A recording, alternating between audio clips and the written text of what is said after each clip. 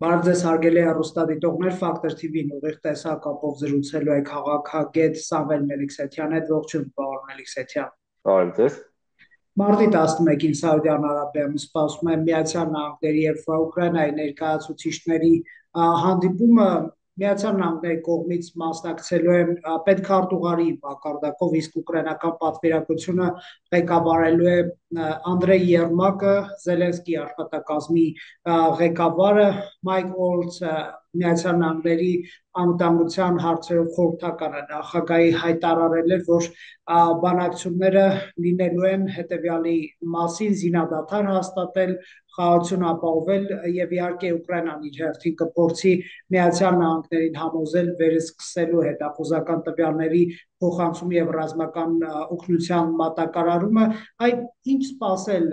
պարոն Մելիքսեթյան, արդյոք կկայանա ամերիկա-ուկրաինական գործարքը ռուս-ուկրաինական հավանական գործարքից առաջ։ Իհարկե դժվար է գուշակել այս հարցերում ինչպես միշտ ինչ կարող է լինել, հա, որովհետև այստեղ կա երկու կողմ, ամենք ունեն իրենց շահերը ու նախկին հանդիպումը Սպիտակ տանը մենք տեսանք ինչպես ավարտվեց Զելենսկու եւ Թրամփի, հա, եւ ինչ պատմություն ստացվեց, բավականին տարօրինակ եւ նաեւ միջազգային բանագիտության մեջ հազվադեպ, հա։ Իմ պատկերացմամբ իհարկե հիմնական տարրերը խաղաղության Ուկրաինայի եւ ԱՄՆ-ի ներկա վարչակազմի պատկերացմամբ դրանք սառեցնել պատերազմը պատերազմի գծով, այսինքն, հա, այդ զինադադար հաստատել եւ հաստատի սահմանը Ուկրաինայի եւ Ռուսաստանի միջև դառնալու է այն, ինչ կողմերը գրավել են, գուցե ինչ-որ փոքր փոփոխություններով, օրինակ, եթե Ուկրաինան պահպանի, մենք գիտենք, որ հիմա ռուսական կողմը սկսել է հակահարձակում Կուրսկի շրջանում, հա, Սուջայի հատվածում, եթե ուկրաինական կողմը այնուամենայնիվ մինչև այս գործընթացի ավարտը պահպանի ինչ-որ տարածքներ Ռուսաստանի, գուցե դրանք փոխհատուցվեն, որովհետև ես հակված եմ կարծել, որ Ռուսաստանը փորձել է իր տարածքը, հա, կորցրած վերադարձնել ցանկացած տարբեր միջոցներով, նաև դիվանագիտական, բայց այնուամենայնիվ հիմա այս փուլում Ուկրաինան կորցնում է այն, ինչ կորցրել է պատերազմի ընթացքում, Ուկրաինան ստանում է շատ ավելի թույլ երաշխիքներ ԱՄՆ-ի կողմից, մենք տեսանք, որ Լոնդոնում եվրոպական առաջատար երկրների այդ առաջնորդների գագաթնաժողովին այսի միտք առաջարկվեց, հա, ստեղծել մի ձևաչափ, որ բոլոր երկրները կամավոր սկզբունքով կարող են միանալ եւ ուղարկել օրինակ իրենց խաղապահ ուժերը Ուկրաինայի տարածք եւ այլն, բարձր որ հիմնական այդ անվտանգային երաշխիքները հիմա ավելի շատ եվրոպական երկրների վրա են լինելու, հա, եւ եվրոպական երկրների հետ են կապված առաջին հերթին երկու երկրների՝ Մեծ Բրիտանիայի եւ Ֆրանսիայի, հա։ Հետևաբար ԱՄՆ-ի դերը թուլանում է այս գործընթացում եւ ԱՄՆ-ն փորձում է միջնորդի դեր վերցնել իր վրա։ Մենք տեսնում ենք, որ բավականին տարօրինակ նաեւ ճնշում է գործադրում առաջին հերթին ուկրաինական կողմի վրա, մենք տեսնում ենք նաեւ Թրամփի բողոքները Զելենսկուց շարունակվող, մենք տեսնում ենք, որ նա կրկնում է իր թեզը, որ Զելենսկին իր ձեռքերին այդ խաղաղակարգեր չունի, հետևաբար ինքը պետք է ստիպված լինի, հա, գնալ ինչ-որ զիջումների ու այս ամենը կարծում եմ հուշում է, որ ԱՄՆ-ն փորձելու է իր այդ պատկերացրած ձևաչափով այնուամենայնիվ համոզել առաջին Ուկրաինային գնալ խաղաղության, հետագայում համոզել Ռուսաստանին գնալ նույն ձևաչափով խաղաղության, այլ առաջինի դեպքում, եթե մենք տարբեր այս զարգացումներից հետո տեսնում ենք, որ Ուկրաինան այնուամենայնիվ համաձայն է գնալ այս քայլին, ինչ կպատասխանի Ռուսաստանը եւ արդյոք պատրաստ կլինի ինքը կանգնեցնել պատերազմը, երբ հստակ հասկանում է, որ հիմա բարենպաստ պայմաններ են ստեղծվում, որ ինքը կարող է հավելյալ ճնշում գործադրել, հա, կողմերի վրա, այլ սա շատ հետաքրքիր հարց է եւ կարծում եմ, հենց Ռուսաստանի արձագանքից է կախված լինելու նաեւ հետագա զարգացումները, որովհետեւ եթե Ռուսաստանը համառի, այստեղ Թրամփի անկանխատեսելի բնավորությունը գուցե այլ առաջարկներ, հա, բերի այս Ուկրաինայի հետ կապված եւ որոշակի հակամարտություն սկսի արդեն Թրամփի եւ ռուսական կողմի միջեւ։ Այո, Դոնալդ Թրամփը վերջերս օրերս ուղղակի սպառնաց նաև Ռուսաստանին Ուկրաինայից, բացի որ քան որ Ռուսաստանը շարունակում է իր այսպես պատերազմը առաջ խաղացումը չի բացառվում ամերիկյան տնտեսական նոր սանկցիաներ լինեն Ռուսաստանի դեմ, Ուկրաինայի հաշվարկը կարծես թե դա է, որ ինչ որ համաձայնություն գալ այդ օգտակար հանածոների գործարքի շուրջ եւ խաղը տեղափոխել ռուս-ամերիկյան տարածք, բայց այստեղ վատատեսական գնահատականները այն է, որ Թրամփը եւ Պուտինը իրար ավելի լավ են հասկանում, արժեհամակարգով միգուցե ավելի մոտ են, Թրամփը ժողովրդավարության կամ այսպես փոխզսպումների մեխանիզմին չի հավատում, ինստիտուտների աշխատանքին չի հավատում, այլ ինչպես ինքն է հաճախ նշում, վստահում է Վլադիմիր Պուտինին եւ այստեղ մի քիչ դավադրության հոտ է գալիս, այսինքն շատ վերլուծաբաններ այստեղ դավադրություն են սպասում։ Դուք ինչ տեսակետ ունեք։ Ես կարծում եմ իհարկե Թրամփը ավելի լավ հարաբերություններ ունի։ Մենք տեսնում ենք, որ իր ռետորաբարությունը կանում են նրանում, որ այս պատերազմի մեղավորը Ջո Բայդենն է, ոչ թե Վլադիմիր Պուտինը, եւ հետագա նաեւ նույնիսկ Վլադիմիր Զելենսկին եւ Ուկրաինան փաստորեն իրենց մեղք ունեն, այդ հանդիպման ժամանակ շատ տարօրինակ կարծիք այնպեսի տպավորություններ, որ հենց Ուկրաինան է հարձակվել Ռուսաստանի վրա, բայց իհարկե այստեղ կարևորը այն է, որ ինքը առնչվում է մի իրականության հետ, ինքը ունի այդ դավադրական ընդհանրապես աշխարհընկալումը, բայց հիմա ինքն է ԱՄՆ-ի նախագահ, աշխարհի առաջատար երկրի, ինքը իսկապես ձգտում է խաղաղություն հաստատել եւ ինքը առաջնում է երկու կողմերի արձագանքների հետ, հա, մեկը ուկրաինական կողմն է, մեկը Ռուսաստանը։ Ու արդեն այդ հնարավորությունը առնչվել նաև ռուսական ռեակցիային ոչ թե մեղավորելով նույն Ջո Բայդենի վարչակազմը, այլ հենց շփվելով ռուսական կողմի հետ, փորձելով հասկանալ ինչ է ցանկանում ռուսական կողմը, իմ կարծիքով,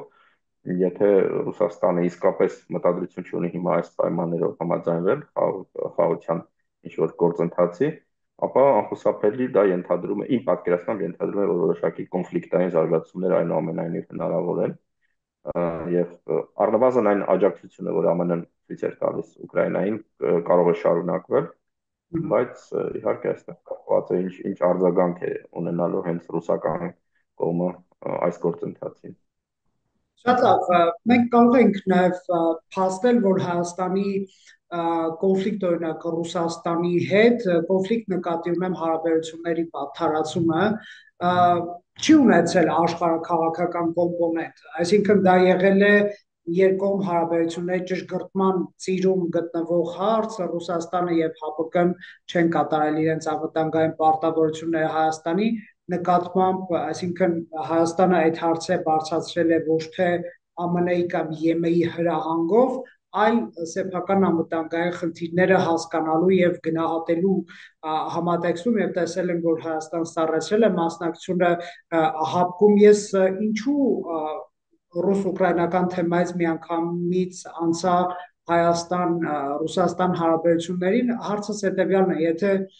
այդ պատերազմը սառեցվի, արդյոք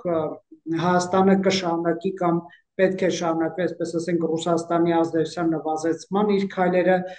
շատերը տեմպից դժգոհ են, բայց եթե փաստերին հետևենք, վերջին իրադարձությունը Թուրքիայի հետ սահմանից ռուսական սահմանապահների հեռացումն է, ինչ կարող եք ասել այս մասով։ Գիտեք, դե շատերը բողոքում են, շատերի պատկերացումը քաղաքականության մասին այն է, որ այդ պահին քո մոտ ցանկություն առաջանում ու եթե դու դա չես իրականացնում, ուրեմն դու ինչ որ վատ տրամադրվածություն ունես, ինչ որ ռուսական կողմի շահերն ես պաշտպանում կամ այլ կողմի եւ այլն եւ այլն, այսինքն մտածում են քաղաքականության մասին որպես մտքերի բախում, ոչ թե պետությունների իրենց ռեսուրսներով, իրենց հնարավորություններով եւ որոշակի ռիսկային տարով, որը Հայաստանի պարագայում չափից շատ է, հա, այդ ռիսկային գործոնը, եւ հետեւաբար մի կողմից կա այդ բարձր ակնկալիքների եւ ցանկությունների այդ թեժացած մթնոլորտը եւ ներհայկական այս կոնֆլիկտը եւ վերացումը, որ կա, մյուս կողմից կա շատ դաժան իրականություն, որը ոչ մի կողմի համար ցանկալի պատկեր չի տալիս, հա, եւ իհարկե այս բարբերաբար առնչությունը այդ իրականության հետ հայկական քաղաքական դաշտում ոչ թե փորձեր է առաջացնում վերլուծել այդ իրականությունը, այլ ներքին ինչ-որ փոթորիկներ է ստեղծում եւ ավելի հեռացնում երևի այդ իրականությունը ընկալելու ունակությունից։ Իմ պատկերացումը այն է իհարկե, որ երկարաժամկետ առումով Հայաստանի ռազմավարությունը դա Ռուսաստանի դիրքերի թուլացումն է Հայաստանի ներսում, որովհետեւ Ռուսաստանի ակնհայտ միտումը հետխորհրդային տարածաշրջանի ցանկացած պետություն դարձնել կախյալ սահմանափակել արտաքին ինչ որ կապերը եւ հնարավորությունները, զարգացումները Հայաստանի պարագայում սա անընդունելի է, կարծում եմ բոլոր երկրների պարագայում է ընդունելի, ուղղակի ռիսկային գործոնը նաև տարբեր է, օրինակ Բելարուսի համար սա շատ մեծ ռիսկային գործոն է, քանի որ ինքը ունի ընդհանուր սահման, ներկայություն, իրավական բազա, հա, միութենական պետության ձևաչափը, որը 90-ականներին Ելցինը պարտադրեց հաստատի Բելարուսին։ Հարավային Կովկասի պարագայում դա կոնֆլիկտներն են, որ կան եւ հայ-ադրբեջանական կոնֆլիկտը եւ վրաց եւ այդ նախկին ինքնավար հանրապետությունների եւ մարզերի կոնֆլիկտը, հա, իհարկե Ռուսաստանը փորձելու այդ լծակները օգտագործել ու այստեղ եթե միայն Հայաստանից չի կախված իհարկե այդ զարգացումը, կախված է նաեւ առաջին հերթից նաեւ Ադրբեջանից, ինչ քաղաքականություն է վարելու Ադրբեջանը։ Մենք տեսնում ենք, որ Ադրբեջանն ունի սեփական օրակարգը, Ադրբեջանը ինքն է փորձում ինչ-որ փոքր ռեգիոնալ հեգեմոնի դերակատարություն վերցնել, ինքը հրաժարվում է իրավական այդ հավասարության, սուվերենության եւ սահմանների ճանաչման սկզբունքով նաեւ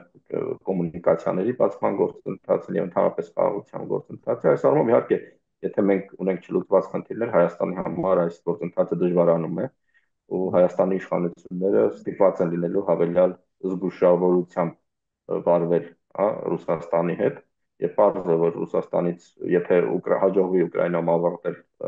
պատերազմը այն պայմաններով, երբ որ ինքը փաստորեն պահում է այնինչ գրավել է, երբ որ ինքը նույնիսկ ազատ ԱՄՆ-ի կողմից ինչ-որ սանկցիաների այդ ռեժիմի թույլատում է ակնկալվում, սա Ռուսաստանի համար ավելի բարենպաստ պայմաններ են, եւ թե ինքը շատ մեծ կորուստներ է ունեցել, այդ հակումը եւ այդ կայթակղությունը շարունակել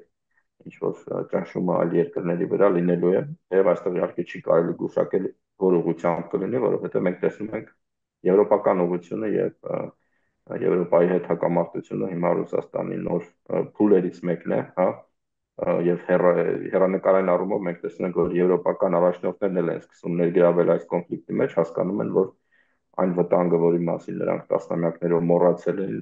ակտուալացել է եւ մենք գիտենք հիմա ռազմական բյուջետների ծախսերի մասին է խոսում, եվրոպական բանակի մասին է խոսում,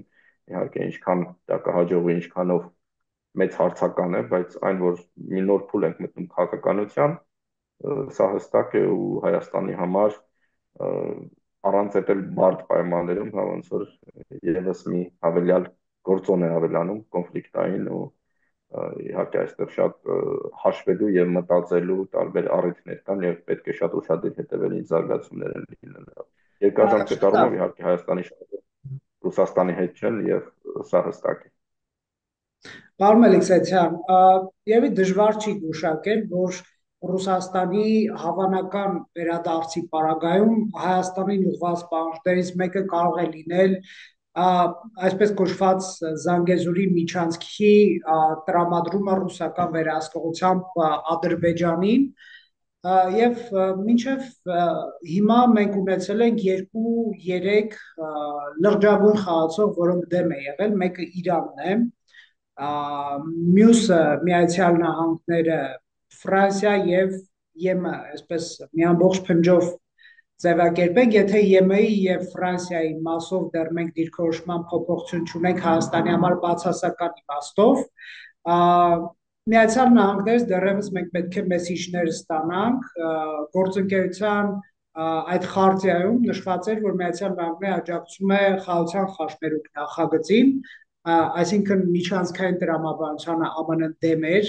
առնվազն նախորդ վարչակազմի ժամանակ եւ ինչ սպասել նոր վարչակազմից, արդյոք Միացյալ Նահանգների շահերը մեր ռեգիոնում ապաշրջափակման հարցում կփոխվեն, այսինքն արդյոք կթուլանա օրինակ Միացյալ Նահանգների զսպումային դերը Ադրբեջանի դեմ թույլ չտալու Զանգեզուրի միջանցքի գրավում, որը Ռուսաստան եւ Ադրբեջան պատկերացնում են ռուսական վերահսկողությամբ, չի բացառվում նաեւ այսպես չինական հետաքրքրությունների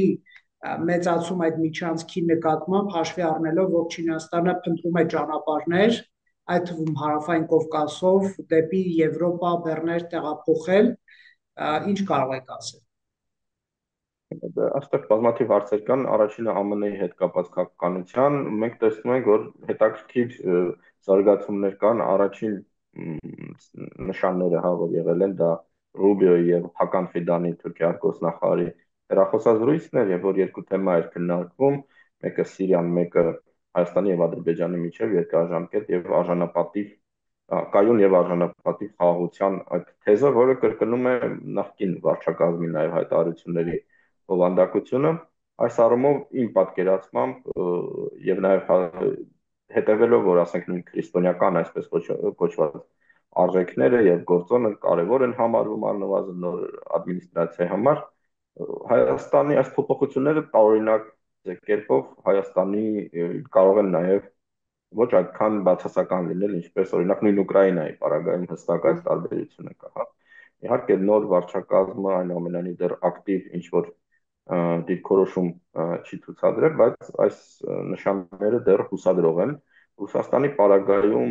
իհարկե այս նոյեմբերի 9-ի հայտարարությունը եւ դրանից փոխող այլ ձևաչափերը փոխվարչապետերի մի քանի հանձնաժողովներ իրենց ղեկավարությամբ ստեղծվել են, դա սահմանազատման, կոմունիկացիաների բացման եւ մենք գիտենք, որ ռուսական կողմը միշտ պնդում է դրանց վերականգնման, հա, այդ ռեաբիլիտացիայի, այդ հանձնաժողովների աշխատանքի մասին ձևաչափերը իհարկե Հայաստանի շահերի չեն բխում, Հայաստանը սրանք պետք է ցանկացած տարբեր ձևերով սաբոտաժի ենթարկվի, ընդհանրապես նոյեմբերի 9-ի հայտարարության այն տարերը, որ եղել են, ընդհանրապես 9-րդ կետը, 9-րդից առաջ դեռ 8 կետ կային եւ մինչեւ որ իհարկե Ռուսաստանը իմ պատկերացմամբ այնուամենայնիվ նույնիսկ իր լավագույն ավարտով ուկրաինական պատերազմի ռեսուրսներ չունի վերականգնելու այդ 8 կետերը, հետեւաբար 9-րդ կետի մասին խոսելը շատ տարօրինակ կլիներ, ու այստեղ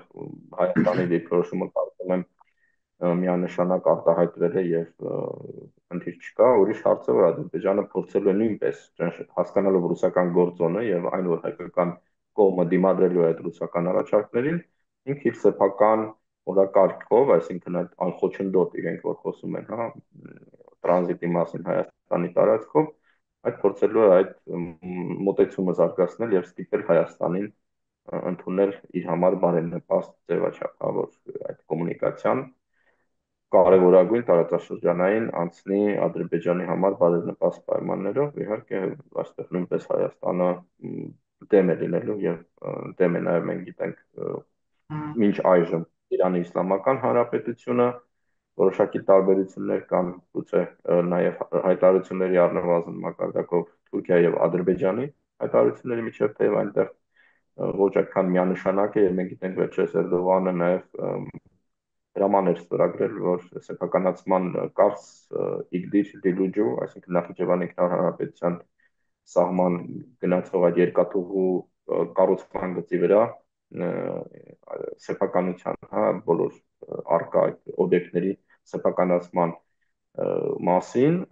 բայց այնտեղ մի ուրիշ զարգացում կար, որ օրինակ Մարգարայի դեմ մի նոր կայարան են կառուցում թուրքերը, որ նախկինում չէր նախատեսվում եւ սա ներկայացնում էր որպես Հայաստանի հետ ապագա ապաշրջապակման դեպքում նույնպես ինչ որ կարևոր կետ, հա, այստեղ այդքան միանշանակ չէ ինչպես Ադրբեջանի դեպքում, բայց իհարկե ռիսկային տարրերը կան եւ եթե Թուրքիան հիմա այդպիսի ներդրումներ անի կարս Իգդիր Նախիջևան գծի վրա, պարզ է որ ինքը նույնպես նախընտրում է այդ մարշրուտը եւ նույնիսկ Հայաստանի սուվերենության պահպանման պարագայում, հա, Հայաստանը շահագրգռված է այլ ճանապարհների եւ այլ ուղիների զարգացման տրամաբանության վրա եւս եւ բազմաթիվ ես օրինակ նշել եմ եւ նաեւ հոդվածներ եմ գրել այդ թեմայով որ Հայաստանի հյուսիսով է անցնում ամենակարճ ճանապարհը Կարսից դեպի Բաքու եւ Թուրքիայից դեպի Արևելք, Ադրբեջան, Կենտրոնական Ասիա եւ իհարկե մի ճանապարհի արտոնությունը եւ Ադրբեջանի տրամաբանության ապաշրջապատումը ինքը Հայաստանի շահերից չի բխում։ Պարոն Մելիքսեթյան, ամեն դեպքում մի ռիսկ շատ այսպես ընդգծված է, դա Ամերիկայի Միացյալ Նահանգների նոր վարչակազմի եւ Իրանի հարաբերություններն են։ Դոնալդ Թրամփը հայտարարում էր, որ Իրանի գերագույն առաջնորդ Խամենեին նամակ է ուղարկել, նշելով, որ նախընտրում է ԱՄՆ-ն Թեհրանի հետ կնքել միջուկային նոր գործարք, այլ ոչ թե փորձել իրանական միջուկային խնդիր լուծել ռազմական ճանապարհով, սա անուղղակի սպառնալիք է ռազմական միջոցների դիմելու եւ մենք հիշում ենք Իսրայել-Իրան մի քանի հրթիռային փոխադարձ հարվածներ է տեղի ունեցել վերջին ես կասեի ամիսների ընթացքում, երբ որ ըստ էության մի տարին լրացավ Իսրայելի ռազմական գործողությունների Գազայի հատվածում հիմա ես ձեզ չեմ հարցնի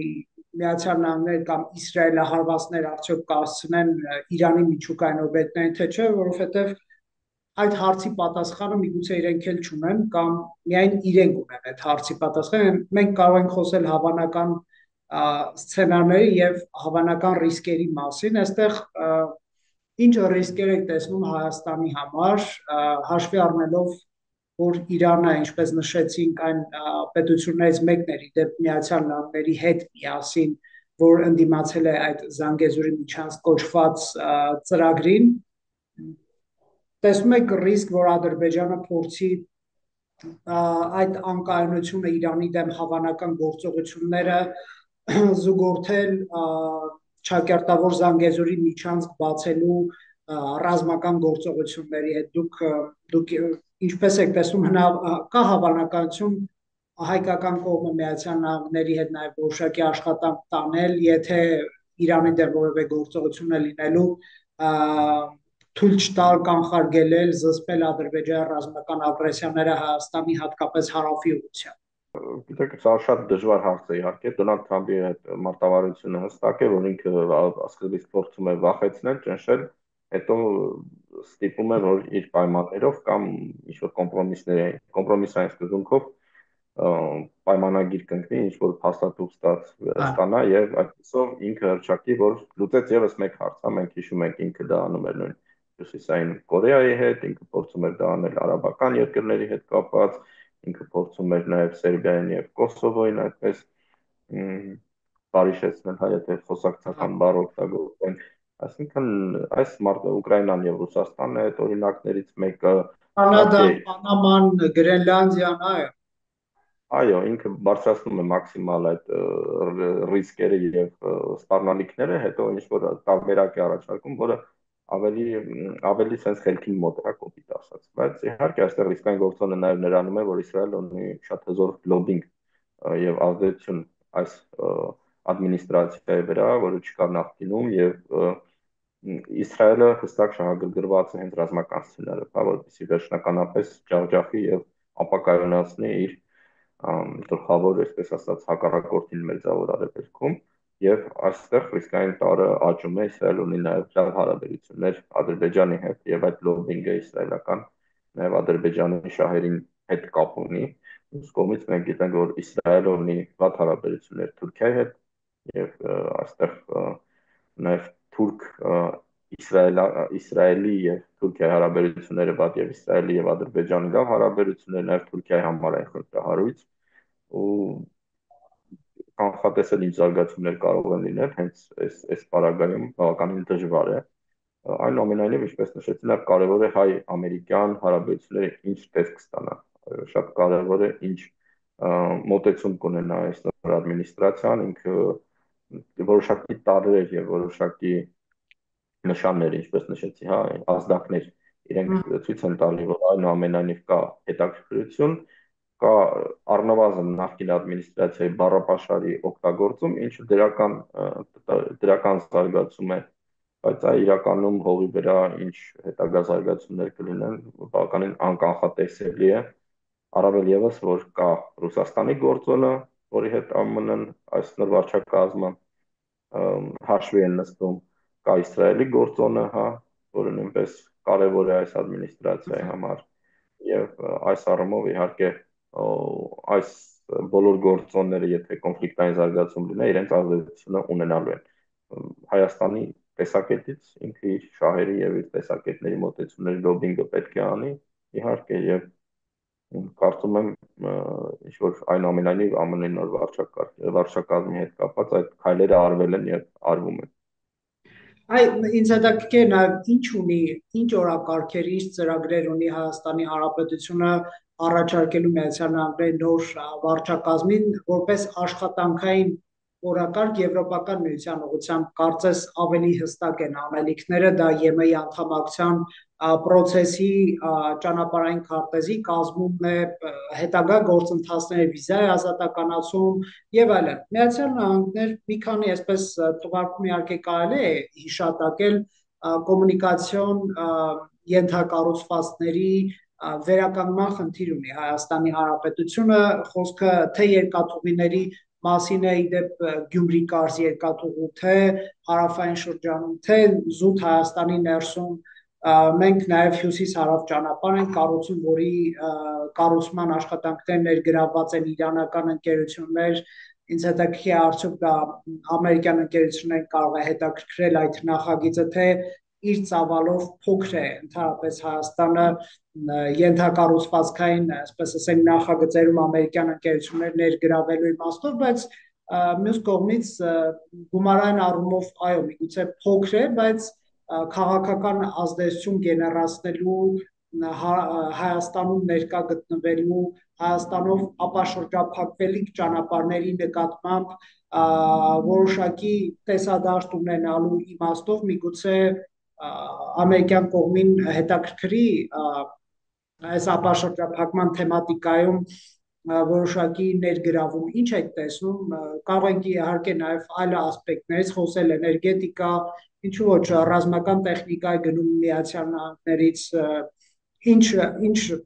հնարավորություններ եք տեսնում այստեղ։ Դե ընդհանուր առմամբ Հայաստանի ֆինանսական կարողությունները իրենք բավականին համեստ են, բայց այնուամենայնիվ Հայաստանը կարող է իսկապես նույն զինտեխնիկայի պարագայում, այսինքն դառնալ շուկա ԱՄՆ-ի համար, ու մենք գիտենք, որ արդեն բյուջեն Հայաստանի այնուամենայնիվ բավականին խոշոր գումար է եւ մի քանի 100 միլիոն դոլարը կամ նույնիսկ միլիարդ հասնող դոլարը, քանի որ այդ պատվերները հիմնականում ոչ միայն մի տարվա են, այլ մի քանի տարվա, դա շատ կարող է բավականին, եթե ոչ խոշոր, ապա զգալի ինչ որ գումարի մասին է խոսքը եւ հետաքրքրություն կարող են ԱՄՆ-ի տարբեր կազմակերպություններ։ Երկրորդը, սա ավելի կարևոր թեզ է, որ նույնպես կարիք ունի իմ պատկերացմամբ գովազդվելու, հա, ինչքան շատ մենք տարածաշրջանային կոնֆլիկտներ ենք լուծում, Հայաստանի դերը ռեգիոնալ կոմունիկացիաներում աճում է, այսինքն եթե մենք ենթադրում ենք հայ-ադրբեջանական այդ կոնֆլիկտն է լուծվում, բացվում են սահմանները, Հայաստանի տարածքով անցնում են ամենակարճ կոմունիկացիաները արևելքից արևմուտք եւ նաեւ Վրաստանից դեպի Իրան, օրինակ Վրաստանն էլ է շահագրգռված այս կապի մեջ, եթե Վրաստանի կոնֆլիկտներն են լուծվում, ինչքան շատ կոնֆլիկտներ ենք լուծում, այնքան Հայաստանի դերը աճում է եւ ինչպես նշեցի, եթե մենք լուծում ենք հայ-ադրբեջանական կոնֆլիկտ արևելքից արևմուտք, այդ կոմունիկացիաներն են բացվում ամենակարճը Հայաստանի տարածքով են անցնում, Վրաստանը ստանում է մուտք դեպի Իրան, եթե վրաց հարավ-օսական եւ հատկապես աբխազական կոնֆլիկտի ինչ որ կարգավորում են ենթադրում, ապա նաեւ Ռուսաստանից այդ հարավ-հյուսիս ճանապարհի գործող արտակերկաթողին կարող է անցնել Հայաստանի տարածքով, հետո Նախիջևանով գնալ Իրան կամ ճյուղավորվել դեպի Կարս, ճյուղավորվել դեպի Արևելք, այսինքն ինչքան շատ կոնֆլիկտներ մենք լուծում ենք, այնքան Հայաստանը իսկապես կարևոր կոմունիկացիոն դեր է ստանում, որովհետև ինքը հարավային Կովկասի կենտրոնում է, հա, գտնվում հյուսիս-հարավ եւ արևելք-արևմուտք այդ գծի վրա, ու հետեւաբար Հայաստանը պետք է այս միտքը նաեւ գովազդի, մենք գիտենք նաեւ որ պատմական այդ դերը, հա, որ կա կոնֆլիկտ, որ գոյություն ունի տասնամյակներ, եթե ոչ 100-ամյակից ավել, ոչ մի նավթին առաջնորդ չի կարողացել լուծել, իսկ հայ Դոնալդ Թրամփը գուցե իրեն հաջողվի այս կոնֆլիկտը լուծել, սա նույնպես է կարևոր ինքնասիրության հետ կապված այդ մարդու, հա, որ յուրահատուկ ինքը առաջնորդ է, նույնպես կարող է աշխատել։ Հայաստանի տարածքում մենք ունենք օգտակար հանածոներ, այդ թվում մետաղներ, այդ թվում նաև հանքեր, որոնք իմիջիայլոց Ռուսաստանի հետ որ ընկավ սանկցիաների տակ, օրինակ նույն Թեղուտի հանքը, ինքը սկսեց որ ժամանակ փակվեց եւ հետո երբ որ վերագործարկվեց, ինքը սկսեց այդ աշխատանքը, հա, սկսեց իրանական կազմակերպությունները սկսեցին իրականացնել եւ գնում էր Իրանը այդ հումքը, հետո չինական կազմակերպություն եւ հիմա գնում է Չինաստան եւ մենք տեսնում ենք, որ այստեղ կա մի գործոն, որ Իրանի համար շատ ԱՄՆ-ի համար հետաքրքիր է, այսինքն Չինաստանի եւ Իրանի հզորացմանը փաստորեն փաստեց այդ սանկցիաները եւ իմ պատկերացմամբ Իհարկե ԱՄՆ-ն կարող է շահագրգռված լինել նույնպես այդ հանքերով եւ այդ մետաղներով Հայաստանի տարածքում, ու միջուկային իհարկե էներգետիկայի բնագավառում նաև հայ-ամերիկյան այդ խարտիան է ենթադրում համագործակցություն եւ սա նույնպես Հայաստանի համար շատ կարեւոր է, ԱՄՆ-ի համար կարեւոր է, որ այդ նոր տեխնոլոգիան նաև տարածում ունենա, այդ մոդուլային ռեակտորների տեխնոլոգիան եւ այլն, ու այստեղ բայց ամենակարևորը իհարկե նաև քաղաքական գործոն է, որովհետեւ եթե մենք նայում ենք Իսրայելի պարագայում, գուցե ԱՄՆ-ն եթե ավելի լավ հարաբերություններ ունենար արաբական աշխարհի հետ, շատ ավելի լավ կլիներ, հա, եւ ձեռնտու այսպես ասած, բայց Իսրայելի աջակցությունը շատ ծախսատար է ԱՄՆ-ի համար, բայց այստեղ կա գաղափարական ինչ որ կոմպոնենտ, մենք գիտենք այս ադմինիստրացիան ունի այդ քրիստոնեական արժեքների, հա, նկատմամբ որոշակի հետաքրքրություն եւ տարօրինակ դրսևորումներ, ասենք մրոտած ինչ որ խաչերով, ելույթներ եւ այլն, որ նախկինում օրինակ կարելի է պատկերացնել երևի ինչ որ աֆրիկյան կամ ոչ այդքան զարգացած երկրների բարձրաստիճան քաղաքական պաշտոնյաները կարող են նման տեսքով ելույթ ունենալ, բայց մենք տեսնում ենք, որ իսկապես սա որոշակի փոփոխություն է ԱՄՆ-ի քաղաքականության մեջ եւ Հայաստանը այս պահին դա պետք է օգտագործի, հա, որովհետեւ սա Հայաստանի այն քիչ քաղաքարտերից է, որոնց մասին խոսում է Դոնալդ Թրամփը այդքան սիրում է հայ ինքնատիրամաբանությունը քաղաքարտերի։ Վերջին հարցը Միացյալ Նահանգների հավանական մասնակցության վերաբերյալ որոշակի զգուշավորություն եմ ես նկատում մեկնաբանությունների մեջ, արդյոք արժի ջանքեր գործադրել Միացյալ Նահանգների ներգրավվածությունը Հայաստան-Ադրբեջան տիրույթում ակտիվացնելու իմաստով, հատկապես տեսնելով, թե ինչպիսի գործելավոճով է Դոնալդ Թրամփը մոտենում ռուս-ուկրաինական խնդրի կարգավորման, այսինքն եթե մենք ընկնելու ենք սպառնալիքների տակ եւ գործ չենք ունենալու այսպես պրոֆեսիոնալ դիվանագիտական աշխատանքի հետ, արժի արդյոք Վաշինգտոնի շահագրգռել այս ուղղությամբ, թե դուք կարծում եք, որ եթե նույնիսկ սպառնալից ոչ կիրառվի, ամենևին էլ Հայաստանը չի թիրախը, որովհետև Հայաստանը կատարել է այն, ինչ որ իրենից պահանջվում էր, բայց սրա հակառակ թեզն էլ այն է, որ անընդունելի զիջումների կարող են փորձել հարկադրել, ինչ եք դուք տեսնում։ Մինչև գործընթացը չի սկսվել, էլի ենթադրությունների դաշտ ենք ընկնելու, բայց իհարկե ԱՄՆ-ի միջնորդությունը իմ կարծիքով հարկավոր է եւ եթե ԱՄՆ-ն իսկապես ջանքեր գործադրի, իմ պատկերացմամբ իրավիճակը այնքան վատն է, որ դրանից վատ հազիվ թե լինի, հա, այս հարաբերություններում եւ հետեւաբար Հայաստանը շահագրգռված է այս միջնորդությամբ, Հայաստանը, ինչպես նշեցիք, ինքը իսկապես գնացել է մաքսիմալ կառուցողական ճանապարհով, իհարկե ինքը դա արել է ոչ թե իր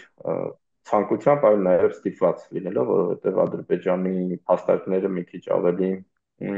ավելի տպավորիչ էին, հա, դա ռազմական ուժի շանտաժն է, որ շարունակում են Բաքվի